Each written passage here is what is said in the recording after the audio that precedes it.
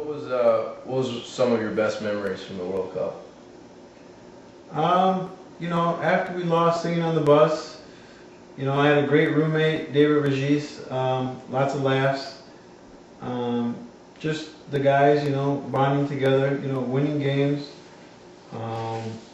There's a lot of support back in America, which was really, really special. And to know that you were a part of the revitalization of soccer in America was special because it was something bigger than just our team. When it was all said and done, the World Cup was over, and that adrenaline kind of wears off. Did you just kind of sit back and think, wow, did I just play in the World Cup? Did that just happen? No, actually, you're like, if this would have happened, if this would have happened, and, as good as we did, and as many people as we surprised, I think that to make up our team, we should have done better even. Mm-hmm. We had good matchups. Physically, we could match up with every single team there. We had the speed and the strength, obviously, technically, we didn't have any Ronaldos on our team, mm-hmm. but physically we could match up. Heart-wise, we're head of the class. We had a great goalkeeper, and so it really put us in positions where we could play and beat anybody on any given day. And a few more bounces, a penalty kick call, mm-hmm. you never know. I mean, it's interesting now, like from a fan perspective or a media perspective, you'd think, wow, the U.S. made it to the quarterfinal. Y'all did great, blah, blah, blah, you should be so happy. But, being a natural competitor that you are, you're instantly thinking, oh, how could we have done better? What if things would have gone different, Well, I didn't go to the World Cup to lose, you know? Yeah. I went with it, knowing that we weren't the best team, mm-hmm. but that we were capable of winning. Yeah. And, if they call a penalty kick against Germany, if I score the head goal at the end, we play Korea again, a team that we beat, and who knows, maybe you're in the final. Yeah. And anything can happen. Yeah, very true. Right now in your career, a couple years after the World Cup, you're a defender. But has it always been that way for you? Have you always played defense? No, I was a forward until my 30s probably. Yeah. And then I moved to the midfield, mm-hmm. and then from there I moved to the defense. And from outside back, now I'm playing more center back. So with age, I've been moving around a lot, and versatility has definitely helped me through my career. It's also hurt me at times because I think you're not seen as a real specialist, and you fill holes. And I also think if I would have been playing one position my whole life, I would be better at that position. But I'm happy the way it went, and it's got me a lot of opportunities to do it the way it's went. As a forward in your younger days, you've scored a lot of goals, and even now, at the professional level, as a defender, midfielder, you've been known to get on the score sheet. At my soccer camp, we have a competition, the goal celebration contest. If you attended my soccer camp, free of course, I wouldn't charge you, what would your celebration be if you planned on having a chance to win it? To win the goal scoring contest or the celebration contest? To win the goal celebration contest. So you shoot at an open net and you run over to the corner and do a celebration. What would your celebration be? My celebration hasn't been too crazy, but if anybody remembers on the old video game when the guys huddled up in the circle and they were doing this, and I invented that in DC United. So one day me and Steve Ramos said, we got to do something when we score. I said, give me some dap. And we were like, that's boring, everyone's doing it. I said, okay, give me some dab and let's go in the circle. And every time someone comes, we'll join the circle. And by the end of the season, we were on MasterCard commercials, scoring goals and having all 10 players, giving each other some love, going in a circle together. Nice one. Back in 2002, you're playing some of your best soccer at the age of 31.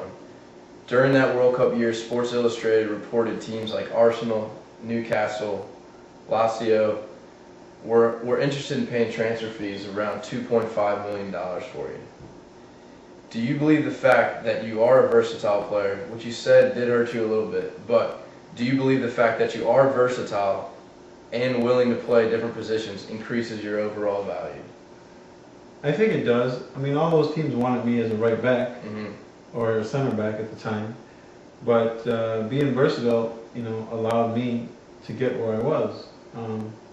As a forward, when I started at DC United, we had a lot of good forwards, and it allowed me to find a place where I could play without competition in the midfield. As a midfielder, when the Landons, the Bees, Eddie Lewis, Kobe Jones, Ernie Stewarts came, I was still a starting midfielder, but to move to right back, it was much less competitive at the time, and I learned a new position. And being able to stay on the field through down games helps you over time, and being able to play without looking over your shoulder also helps you. Yeah. Now, being a versatile player, usually you only talk about forward, midfield, and defense. Now, back in '94 in the NPSL Indoor League, you played a couple games at goalie for the Chicago Power. I mean, I think that's going above and beyond the Call of Duty. But my question for you is, who do you think is a better goalie, you or Zach Thornton? I think Zach is probably better than me without even using his arms. Yeah, I would agree. Now, let's go back to creating value and being more valuable because you're versatile. How can that creating value in yourself at the pro level be mimicked by young players creating value for themselves, with the college level, trying to get a college scholarship?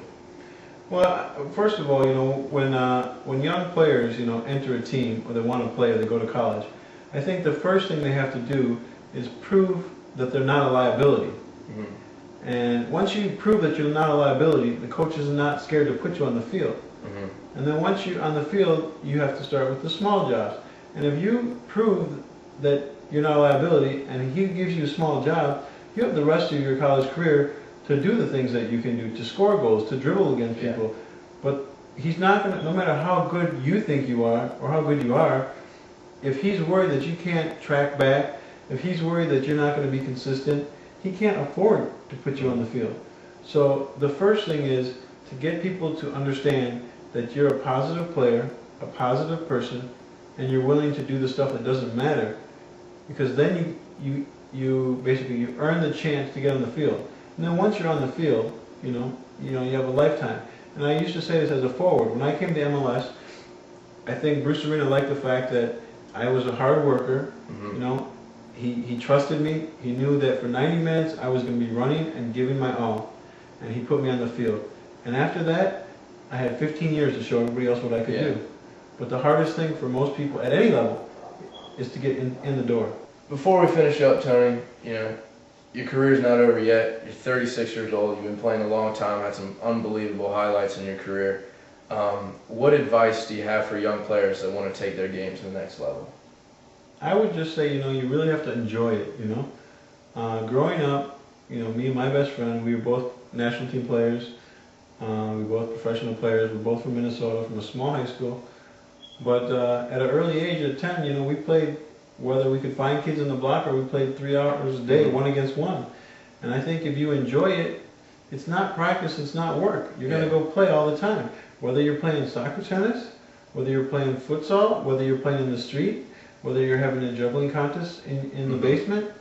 I think if you enjoy it enough, you're gonna learn to love it, and you're gonna do it so much that you can't help but get better at it. Excellent. That's great advice. Enjoy the game. If not, what's the point of playing it? Well, thank you all for watching MontzTV. Well, special thanks to Tony Sanneh being on the show. He's my first ever professional I've ever interviewed, so I'm very proud to have done that and had him on the show. I look forward to seeing y'all again next week. Thanks, Tony. Thank you.